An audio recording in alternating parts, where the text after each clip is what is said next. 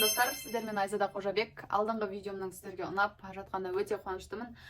Бүгін бізде тақырып дайректке көп қойылатын сұрақтардың бірі. Кімдер Каспиде сата алады және сата алмайды, және Каспи магазин бастау үшін неше қаражат керек, неше теңге керек. Бүгінгі тақырып Каспи магазинмен айналысқысы келіп жүрген, бірақ шешім шығара алмай жүрген жандарға өте пайдалы болмақ.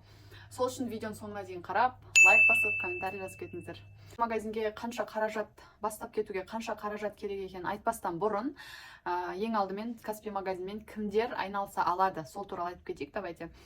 Каспи магазинмен ИП-сы барлар, ИП жоқ болса уайымдамаңыздар, ИП ашу қиын емес. Бастысы ИП ашу үшін сіздердің арттарыңыз таза болу керек, кредиттеріңіз болған жағдайда да ол просрочкаға шықпаған, ешқандай черный спискте болмау керексіз, және налог жағынан проблема болмау керек, штраф деген сияқты сол жақтан проблема болу керек. Қысқаша айтқанда артыңыз таза болу керек қой.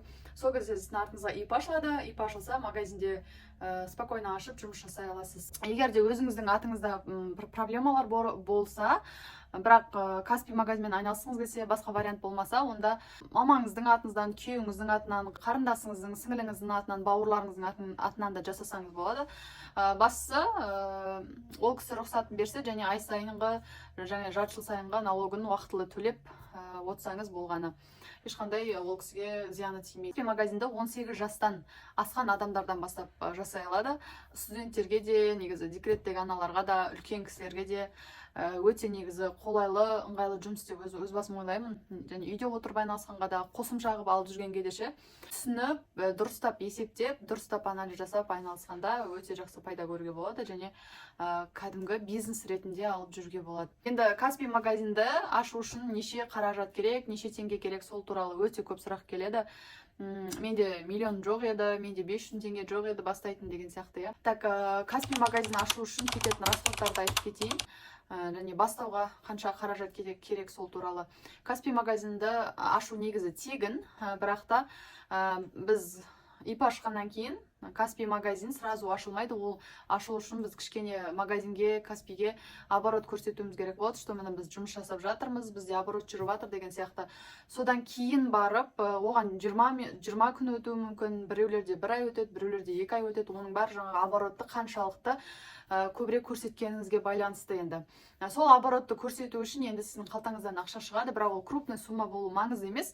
Егер күніне QR отыратын болсаңыз, ол 100 теңге болуы мүмкін, 150 теңге болуы мүмкін, 10 адамға, 15 адамға күніне. Сонда есептеп көріңіз, примерно бір 2-3 мың теңге QR ордырғанға ақша кетеді.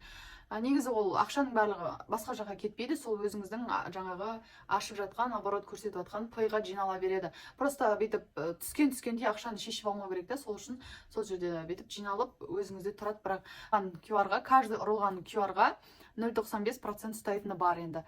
Бұл жаңағы Каспи магазинді ашу үшін кететін расход. Енді біз Каспи магазиніміз ашылғанша, негізі мен солай жасағанды ұнатамын. Каспи магазин ашылғанша жаңа сататын товарларыңызды алдырып дайындап қойсаңыздар деп солай істеткенді ұнатамын да. Өйткені магазин ашуға өзі 20 күн, 1 ай уақыт кетсе, одан кейін ол магазин ашылғаннан кейін тағы да оған товар іздеп, ол пока Қытайдан келем дегенше, Турциядан келем дегенше, например, қаяқтан келсе де уақыт кетеді да, оны еще товар іздеймін деп жүресің, сонымен тағы да уақыт жоғалады. Сол үшін жаңа сіз магазин ашылуға кеткен 20 күнді құр кеткізбей, осы уақыт аралығында, например, анализ жасап, товар іздеп, заказ беріп, Қытайдан уже алдырып, үйге дайындап қойсаңыз, сіз магазин ашылғаннан кейін сразу сол күннен бастап уже продажаға шығарып, сол күннен бастап заказ қабылдап уже бастап кетесіз жұмысыңызды. Вот, енді сол жаңағы Қытайдан, например, заказ беретін товарларыңызға кетеді ғой ақша. Қатып қалған сумма жоқ. Например, біреу 500 теңгемен бастаса, біреу, например, 30 теңгемен бастай алады. Бірақ кім қаншалықты ақша құяды, соншалықты табыс көреді. 30 теңге құйып, 1 миллион табыс табам деген жоқ та. Бірақ ештеңе істемей уақыт өткізіп отқаннан көрі, ертең бастаймын, арғы күні бастаймын деп 30 теңгені құр жаңа магазинге, кафеге жұмсағанша, сол 30 теңгені айналдырып бастасаңыз, 30 теңге, например, 50 мың теңге, 60 мың теңге болады деген сияқты. Жайлап солай көбейтсеңіз болады. Бірақ крупный кірсеңіз, конечно, табысыңыз да крупный болады. Например, әжептәуір товар алдырып сатуға болады деген сияқты. Сол үшін егер қолыңызда, например, 20 мың теңге болса да, 30 мың теңге болса да, сол қолыңызда бар суммамен бастап кетуге кеңес беремін. Өйткені идеальный момент ол ешқашан тумайды. Сіз бастайын деп жүрген уақытта басқалар бастап, товарларын заказ беріп, 30 теңгесін 60 мың қылып, 60 мың 120 мың қылып, солай көбейтіп бизнестерін жасап жатыр. Көз алдымызда қанша адам үй алып жатыр, машина алып жатыр, шетелге шығып жатыр осы Каспий магазин арқылы. Сол үшін уақыт жоғалтпай, заказдарыңыз өтіп ақша түседі ғой енді.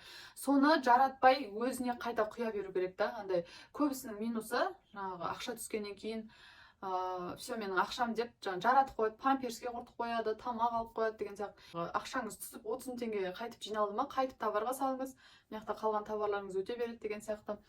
Сол үшін үстінен көрген пайдасында пока мен вообще 3-4 ай магазиндегі жаңағы оборотқа, ақшаға тиіспеуге кеңес беремін. Құйып, өзінен товар алдырып, өзінен жаратуға жұмсасаңыз, тезірек жаңағы жақсы оборотқа шығып кетесіз, одан кейін уже спокойно өзіңізге жаратсаңыз да болады. Магазин ашуға басы жаңағы артыңыз таза болса, просрочкада болмасаңыз, артыңызда штраф, ешқандай налог, сол жағынан проблема болмаса, онда спокойно ИП ашып, Каспий магазин ашуға әрекет жасасаңыз болады. Каспий магазин өте жеңіл, негізі ашқан просто уақыт алатыны болмаса, сол үшін барынша ертерек қамданған дұрыс. Енді Каспий магазин ашқалы жатырсыз, салатын ақшаңыз дайын, ал қандай товар заказ беру керек, қандай товарлар алдыру керек Қытайдан, сол туралы бұйырса келесі видеода бөлісетін боламын. Видео ұнаса лайк басып, сұрақтарыңыз болса комментарийға жазыңыздар, міндетті түрде жауап беретін боламын, және 2-3 сұрақ қайталанатын болса, ол туралы видео түсірілетін болады. Сол үшін аянбаңыздар, қойыңыздар, ұялмаңыздар сұрақтарыңызды. Сіздермен болған Айзада Қожабек. Кездескенше.